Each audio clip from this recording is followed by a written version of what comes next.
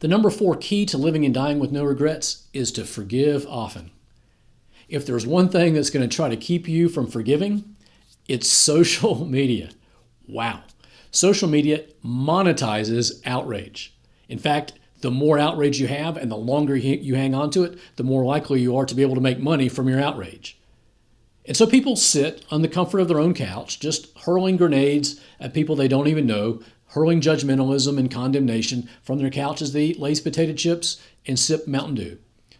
Being slacktivists, sitting on the couch just criticizing people and harboring outrage and stirring it in other people.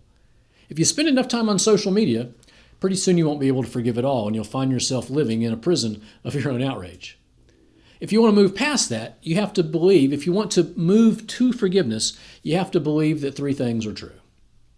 Number 1, unlike social media, you have to believe that people actually have the capacity to change. That somebody may have made a mistake. Shocker.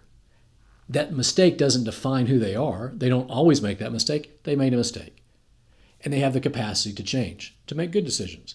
Second, you have to have the assumption, you have to make the decision that not only do people have the capacity to change, but people have the capacity to grow morally, to learn from their mistakes and to become a better version of themselves, to say, you know what, I made this mistake. I'm not going to redo that. I'm going to grow and become better. If you believe that people have the capacity to change and people have the capacity to grow and become morally better, you'll get off the judgmentalism train and get on the acceptance and coaching train.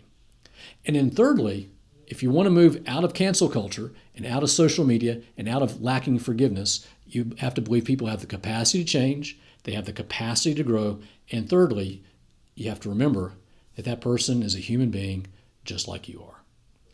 You've made mistakes. You've had the capacity to change. You've had the capacity to grow. And pretty soon you begin to see that other person as somebody who's just like you. They're not an object to be hated or to be demeaned or to be canceled.